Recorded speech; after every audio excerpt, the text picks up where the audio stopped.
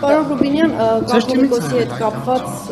վարչապետը 2 շաբաթ անընդմեջ գրառումներ արեց եւ վերջում եկավ եզրակացության, որ ինքը պետք է գործողությունների պլան մշակի եւ զբաղվի կաթողիկոսին վեհարանից դուրս բերելու գործընթացով, նաեւ նոր կաթողիկոսի ընտրությամբ։ Այս ընթացքում հոգևորականները Հայաստանում Հայաստանից դուրս աջակցում են կաթողիկոսին, իրենց աջակցություն են հայտնում, արդյոք Նիկոլ Փաշինյանը անգամ այս ֆոնին շարունակի կաթողիկոսին վեհարանից հանելու իր նախաձեռնությունը եւ այդ ինչպես է ի վերջո իրականացվելու։ Այդ պլանը օրինակ ձեզ հայտնի է, ինչպես է այդ պլանը կյանքի կոչվելու։ Նախ եկեք վեհարանից հանել արտահայտություն կարող մոլորության մեջ մտցնի մարդկանց խոսքը նրան ֆիզիկապես վեհարանից հեռացնելու մասին չէ։ Խոսքը հետևյալի մասին է, որ Կտիչ Ներսիսյանը կուսակրոնության ուխտը խախտել է, ինչը նշանակում է, ես դա մի բան է, որի մասին բոլորը հայտարարում են, ոչ ոք չի հերքում, եւ այդ թվում Կտիչ Ներսիսյանին բազմիցս կոչ է արվել, որ ինքը պարզաբան է, դա չի պարզաբանել։ Իրենք որովհետև բացատրեմ։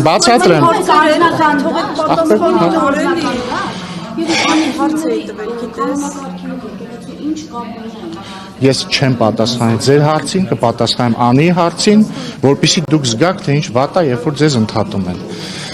Հետո էլ բայց խորհուրդ եմ տալիս ընդհատել Անիին արանքում։ Ուրեմն բայց չէ, ձեր հարցին չեմ պատասխանել, Փայլակի հարցին սկզբից կպատասխանեմ, տեսնում եք ինչ բարդ է։ Ասում եք ինչու չեք ասում վեհափառ, որովհետև, տեսեք, ընդհանրապես եկեղեցական տիտղոսները ինչ որ իմաստ են, չեք կրում։ Օրինակ սրբազան նշանակում է սրբազանը, շատ չէ սուրբ չէ, բայց հա սրբակենցաղ։ Օրինակ երբ որ սրբազանին հանդիպում ես, պիտի ասես Աստված օգնական սրբազան հայր, ինքն էլ պետք է ասի Աստված պահապան, որդյակս կամ դուստրս։ Ինչու ես ասում Աստված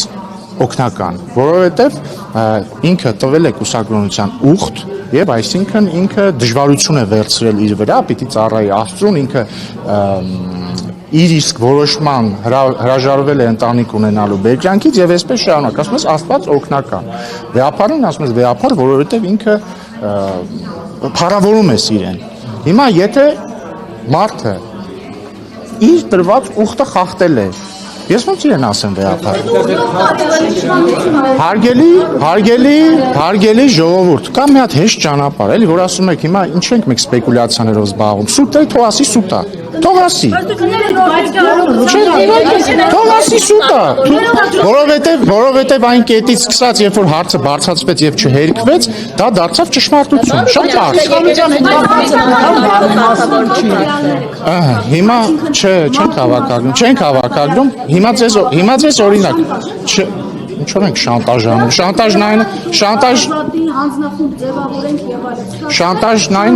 Շանտաժն այն է, երբ որ դու մեկին ասում ես արա սա կամ մի արա սա, թե չէ ես կանեմ սա կամ չեմ անի սա։ Նման դեպքի մենք գործ ունենք, իհարկե ոչ։ Անձնական տվյալների մասին։ Տեսեք, օրինակ հիմա եթե դուք ինձ հարցնեք, դուք քանի տարեկան եք, ես ասեմ 35։ Դուք ինչ չեք ասի, բայց մի վարքյան ինչ ես դու 35 եւ 30 եւ ոչ 34։ Որտեղ դա ուղղակի իմ անձնական տվյալն է, ես 35 տարեկան եմ։ Բայց օրինակ եթե դուք ինձ հարցնեիք 10 տարի առաջ, 11, դու քանի տարեկան ես, ու եթե ես պատգամավոր լինեի, ու ես ասեի 24, ձեր լեգիտիմ իրավունքը կլիներ ինձ ասել, բայց մի վարքյան, ո՞նց ես դու 24 տարեկան եւ պատգամավոր, եթե ըստ մեր օրենքի դու պետք է լինես 25 տարեկան, որովհետեւ ըստ մեր չեմ մանիպուլացնում, որովհետեւ ըստ մեր սահմանադրության կամ օրենքների պատգամավորը պիտի լինի առնվազն 25 տարեկան, մի վարքյան։ Ըստ եկեղեցական կանոնի կաթողիկոսը, եպիսկոպոսը, արքեպիսկոպոսը, ցանկացած ոչ կուսակրոն եկեղեցական պիտի լինի կուսակրոն։ Եվ եթե մի վարքյան։ Իշխանության հարցը չի, դուք հիմա հարց եք տալիս Ռուբեն Ռուբինյանին, ասում եք ինչու եք ասում Կտիչ Ներսիսյան։ Ես ձեզ բացատրում եմ ինչու եմ ասում։ Վարչապետը տերոր է անում, բան է։ Մի վարքյան։ վարչապետը տերոր անում, ո՞նց է դա արտահայտվում։ Առավոտի ցիրիկուն հոգեբանական ավելի գրառումներով ցավոք ես չեմ կարող ասացի 24 գրառում Ո՞նց է տերոր անում, բացատրեք։ Առավոտից երեկո գրում օրինակ ճնշում է սրբազանին ենթադրել Ինչ։ ճնշում է սրբազաններին Ինչով է ճնշում։ քերակնոջն է Ինչով է ճնշում։ հոգեբանական ցավ է իմ շարունակի Նախ ես հորդորում եմ ոչ ոքի չտիրախավորել սրբազանի քերակնոջը, ինքը որևէ մեղք ոչնչում չունի։ Երկրորդը, ես ձեզ բոլորիդ հարց եմ տալիս։ Մենք բոլորս որպես հանրություն, որպես աշխարհի առաջին պետականությունը, քրիստոնեությունը որպես պետական կրոն ընդունած ժողովուրդ, մենք խնդիր չենք տեսնում, որ մեր կաթողիկոսը կուսակրոն չի։ Եթե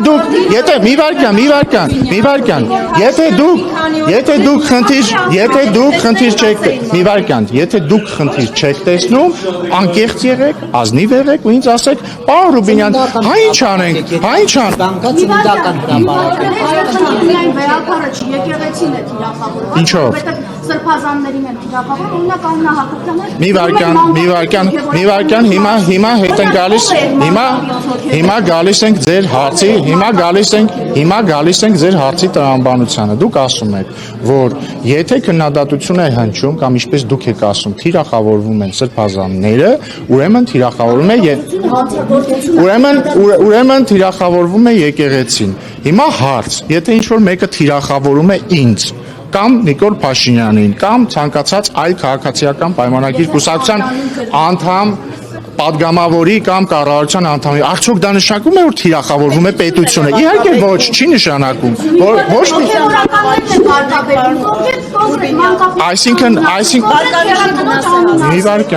մի վարքան։ Եթե դուք ասում եք, որ քննադատությունը առհոգևորական նշանակում է վարկաբեկել եկեղեցին, նույն տրամաբանությամբ կարելի ասել, որ падգամավորին քննադատելը նշանակում է վարկաբեկել ազգային ժողովը եւ Հայաստանի պետական ինստիտուտները։ Օդից կախված հանցագործությունների Եթե նկատեցիք, ընդհանրապես մի բանի մասին նշեցի։ Ես նշեցի, որ Կտիժ Ներսիսյանը կուսակրոն չէ եւ դա ստեղծում է անհամատեղելիություն իր կաթողիկոս լինելու հետ։ Պարոն Ռուբինյան, դուք որպես քրիստոնյա որ գիտեք Հա եւ այո, այդ ժամանակ հարցերը չկար եւ այդ հարցերը առաջացավ երբ որ այդ ժամանակ այդ հարցերը մի վարքան էլ ախր լավ էլի դուք չեք հոգնել ձեր բան Փաշադազադեն խոսած իսկ դուք որ խոսում եք կարող է բանա նույն օտարեր մի վարքան իսկ զուգադիպությունա որ համ դուք եք նման հարց տալիս փորձում եք կապել տեղի ունեցողը Ադրբեջանից եկող հրահանգների հետ համ դրա մասին խոսում է Բագրատ arczepiskopos Գալստայանը որը օրերս ոչ թե օրերս այլ մի շաբաթ առաջ մոտարապես հրապարակավ հայտնել է որ իր հետ կապվել են օտարերկրյա թողեք ավարտեն իր հետ կապվել են օտարերկրյա ուժային կենտրոնների ներկայացուցիչներ որոնք իրեն ասել են որ եթե դուք չհեռացնեք Նիկոլ Փաշինյանին Հայաստանում Սոդոր Գոմոր է տիրելու հիմա մի վարքան ձեր ու ինքն էլ ասում որ բանա Փաշազադեի ասածից մի վարքան եւ Բագրատ arczepiskopos Գալստյանն էլ ասում որ իշխանության ներկայացուցիչների կողմից քննադատությունը առ կուսակրոնությունը չպահող եկեղեցականներ դրդված է Ադրբեջանից։ Հիմա ես կարող եմ ասել, որ դուք եք մոտարապես նույն տոնայնության մեջ հարց տալիս, կարող եմ ասել, իսկ գուցե դուք եք ուժային կենտրոնների ներկայացուցիչների հետ հանդիպել։ Իմ ասածը ձեր դուրս չեկավ, չէ՞, ընդհանրապես, որովհետև ինչ որ բան էր, կոնսպիրոլոգիա էր, չէ՞, դե ես ես խորհուրդ եմ տալիս, դուք էլ չզբաղեք։ Ես չէի խոսում, Բագրատ arczepiskopos Գալստանյանը ինքը ինքնախոստովանություն արել։ Իդեպ Իդեպ ձեզ, սիրելի լրագրողներ, բոլոր լրատվամիջոցների, եթե դուք ձեզ համարում եք իրոք անաչառ լրատվամիջոցներ, ես կասկած չունեմ բացարձակ դրա վերաբերյալ Քավլիսի, եթե դուք համարում եք ձեզ անաչառ լրատվամիջոցների ներկայացուցիչներից։ Ես խնդրում եմ Բագրատ arczepiskopos Գալստյանին տվեք հետևյալ հարցը,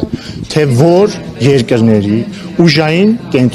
կենտրոն արտահայտություն իր արտահայտությունը ես չեմ հորինել, որ երկրների ուժային կենտրոններն են իր հետ հանդիպել, ինչ ուժային կենտրոններ են դրանք, օրինակ չգիտեմ, հատուկ ծառայություններ են, հետախուզական ծառայություններ են, պաշտպանության նախարարություններ են, չգիտեմ ինչեր են, հարցրեք, եւ որ երկրների ծառայություններն են դրանք, ինչ են իրենք ասել իրեն եւ արդյոք ինքը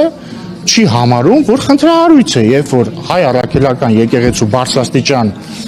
հոգևորականը, որը նաև զբաղվում է քաղաքականությամբ, որը իրեն հռչակել էր վարչապետի տեխնացու, իդեպ այս մասը նկատեցիք, վարչապետի տեխնացուն ոնց որ փոխվեց։ Սկզբից սրբազաններ, հետո խեղ սրբազանին ասեցին դե լավ, քեզ մոռացանք, հիմա բան Մասիսի քաղաքապետին են դրել։ Խնդրում եմ այդ հարցերը գտակ։ Բայց մի վարքան, իսկ դուք կարծում եք, որ դուք բոլորդ անդադ կարող եք թեման շեղել, իսկ ես չեմ կարող։ Հիմա վերադարձանք գնացել եք մայրաքաղաք, որևէ եկեղեցի տեսել եք մարդկանց հոսքը, թիվը։ Բայց ես շատ ուրախ եմ, որ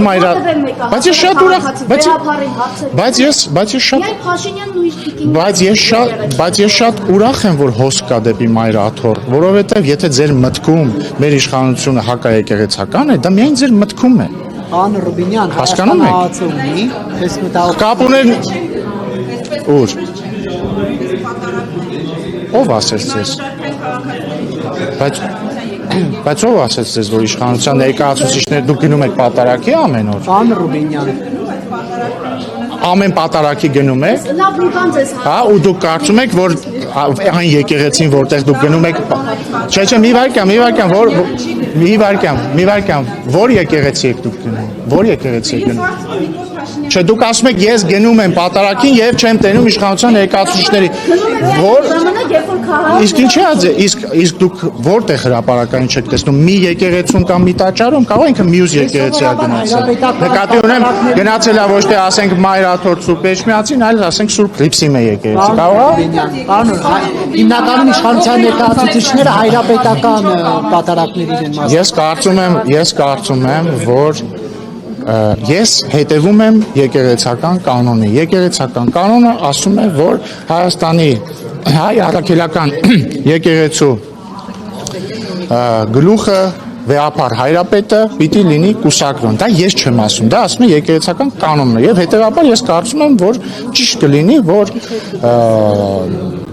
եկեղեցու գործունեությունը համապատասխանի այդ կանոնին եւ վեհապար մենք ունենանք վեհապար հայրապետ, որը չի խախտել կուսակրոնության ուխտը։ Իսկ հիմա նորմալ ցանկություն է դա։ Ես որպես քրիստոնյայի Փաշինյանը ասում է, որ վեհապարը անառակ է, կիսում եք իր այս դիրքորոշումը։ Ես ասացի իմ դիրքորոշումը որն է։ Իմ դիրքորոշումը հետեւյալը։ Իմ դիրքորոշումը հետեւյալն է, որ սրբակրոնության ուխտ տված անձը պիտի հետևի իր ուխտին եւ եթե չի հետևում ինքը չպիտի զբաղեցնի եկեղեցական դիրք, որի համար պայման է պարտադիր, որ ինքը պիտի լինի կուսակրոն։ Հիմա դուք ասում եք, որ կհետևեք եկեղեցականներին թեմային ինչպես կարձագանքին։ Ասում եք, որ կհետևեք եկեղեցականների արձագանքին այս թեմային։ Սա նշանակում է, որ վարչապետը չի զբաղվելու այդ իր 10 հոգանոց համակարգով։ Ինքը հանելու է կաթողիկոսին հանելու օրակարգը մնում է իր առաջնահերթությունը։ Ախր ժողովուրդ ջան, հասկանում եք, մեր եկեղեցու գլուխը, որը պիտի լինի կուսակրոն։ Կուսակրոն չի։ Ուրիշ բան եմ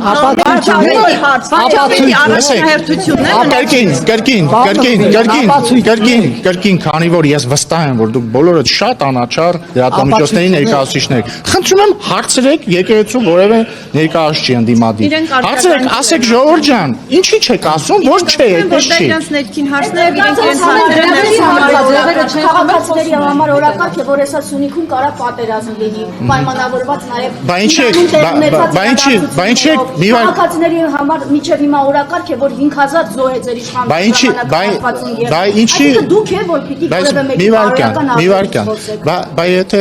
քաղաքացիների համար սա չի օրակարգը, կարող եք ինձ բացատրել, ինչի եք բոլորով ինձ դրա մասին հարցեր տալ։ Ինչի եք ինձ հարց տալիս դրա մասին։ Որտեղ դուք պիտի պատասխանատվություն կրեք նաև ձեր արտահայտած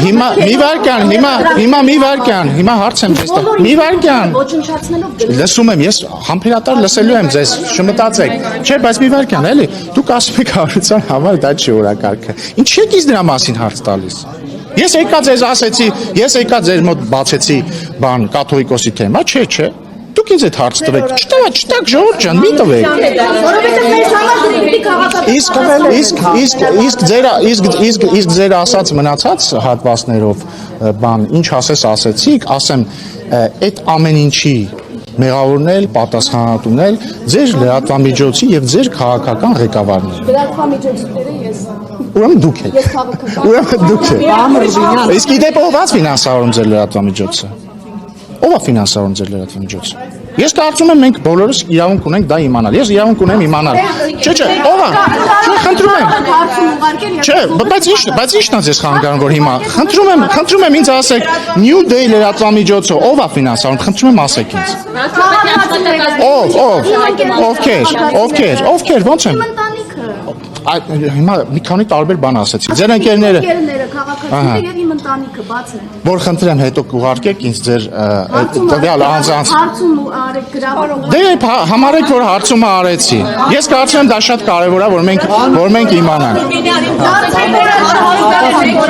Ինչ։ Կաթողիկոսի։ Ինչ։ Ոնց է վարչապետը կաթողիկոսին այդ հանձնախումբը ինչ է անել։ Այդ հանձնախումբը